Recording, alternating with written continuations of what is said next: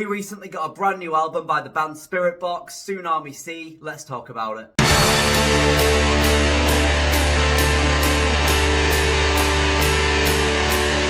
So I've been a big fan of Spiritbox since around late 2020 when the band really started to emerge, specifically when they came out with the songs Holy Roller and Circle With Me, obviously. Those songs were massive, those were the two main songs that really kicked off this band's fame and just made them pretty much triple in size and grow so much faster than most modern bands out there today. They were absolutely, for me, one of the best bands to come out of lockdown. So back in 2021, the band gave us Eternal Blue, the first big blow-up album that they released, and that obviously did feature Holy Roller, Circle With Me, Constance, Hurt You, Secret Garden, Yellow Jacket featuring Sam Carter. Some great songs on that album, very, very deserving of its success. I love that thing. Then we got the EP, The Fear of Fear, which again, it just features some incredible singles by the band. Songs like The Void, Celador and Jaded. I really love this band, and I think that EP specifically set the bar really high and set fan expectations even higher for the next album. So I'm very happy to say that this album did not disappoint me in the slightest. The more I listen to it, the more I love it, and that is what you want to get out of an album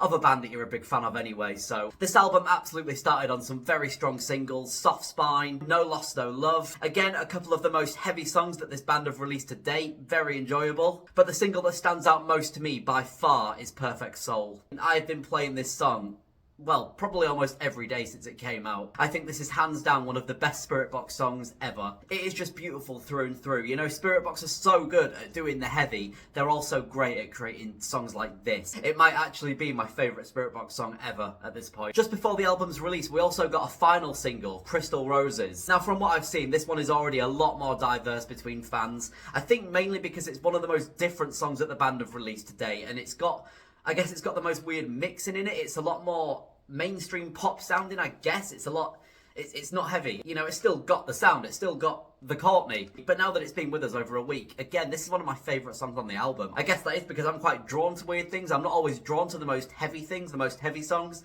I like stuff like this, and this one completely works for me. I can see why it might be a lot of fans' least favourite song on the album, but no, for me, this one completely works. Fata Morgana, I think that's how you pronounce it, the opening song on the album. I recently learned that that actually means mirage as well. I didn't really understand the title, so I had to look that one up and see what it actually meant. While this one isn't really the most catchy one, it's a nice opener to the album, I think. Then we've got some great catchy songs on the album: Tsunami C, Keep Sweet. These songs, again, are not going for the heaviest songs on the album, but they're extremely enjoyable and easily two of the ones that have stood out to me the most on the album, with their catchy choruses, beautiful verses. I'm a big fan of these ones. Black Rainbow absolutely slaps. If you're looking again for a more heavy Spiritbox song, definitely get this one on your playlist. Deep End is a nice enough closing track to the album. It certainly doesn't slow down like a lot of these modern metalcore albums will have, where they always end it with a much calmer song. It doesn't really do that on this one, but it's a nice enough closing track, I think. Ride the Wave is probably my least favourite song on the album so far. It's just the one that I've been least drawn to so far, and the one that I've probably listened to the least as well.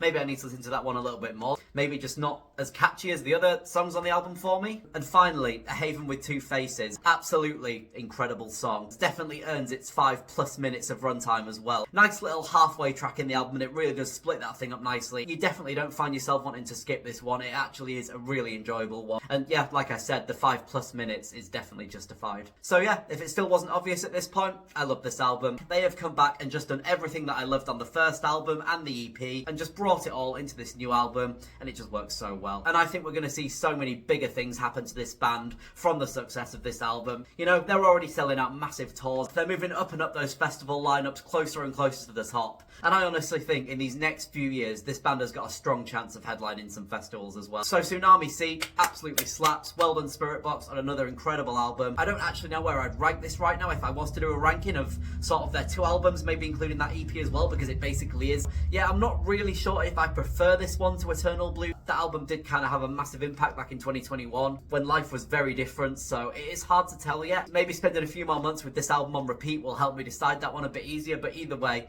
it's a great one. If you've not already, go and listen to Spiritbox's brand new album, Tsunami C. Get it on. Tell me what your favourite songs are on the album. Let me know what you think of it, and I'll see you next time for another album review.